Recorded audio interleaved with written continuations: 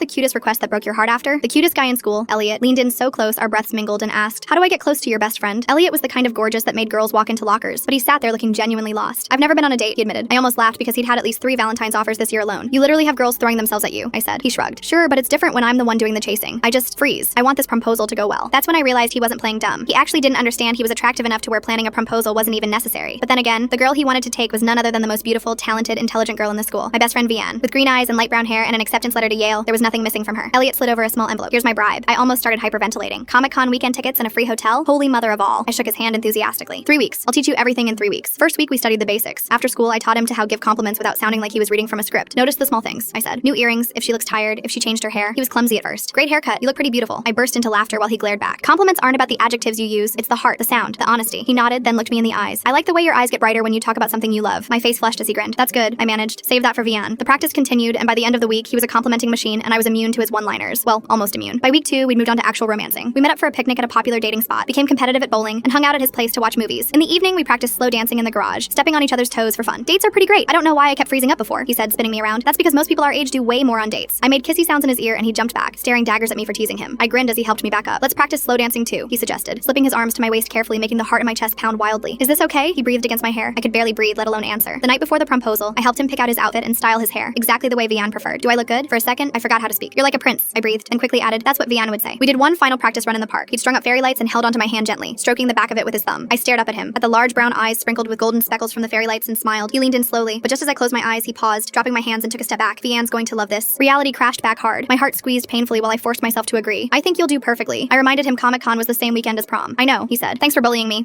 Teaching me." He winked and pulled me into one last tight hug. "Enjoy Comic-Con." I squeezed back. "Enjoy prom." That Friday, the whole school watched as Elliot approached Vianne at lunch with flowers and a giant proposal sign. He executed everything perfectly, just like we'd practiced. The speech, the timing, even the way he held the flowers. Vianne squealed and said yes while everyone filmed it. The cafeteria erupted in cheers while my heart broke into a million pieces. How could I have let myself fall for a guy who was clear from the start? He wanted Vianne, not me. Elliot's eyes found mine in the crowd for just a second before Vianne pulled him into a hug. I quickly wiped away tears and walked off. I left school early, claiming I felt sick, which wasn't entirely a lie. I texted Elliot a simple, "Thank you for the tickets. Have fun at prom." He responded immediately with, "Wait," and then nothing else. That Saturday, I put on the cosplay Elliot and I had talked about during one of our late-night nerdy conversations. It was from the anime we'd bonded over, the one he'd pretended not to love. I went to the convention center alone, telling myself I was going to have an amazing time. Who needed Elliot anyway? I had freaking weekend passes to Comic-Con. The convention floor was packed, but somehow felt painfully empty. I was examining a limited edition figure when I heard my name. I turned around and there was Elliot, still wearing his proposal suit from yesterday, now wrinkled and untucked. My brain couldn't process him being here. "What about prom? What about Vianne?" He stepped closer. "My friend Kurt is taking her." I realized something after I asked her. He paused. "I'd rather be a nerd with you than be anything else people want me to be." He pulled out a crumpled piece of paper from his pocket with my name. "Will you go to Comic-Con with me?" "We're already here," I laughed. "Then will you go to every Comic-Con with me?" "Yes."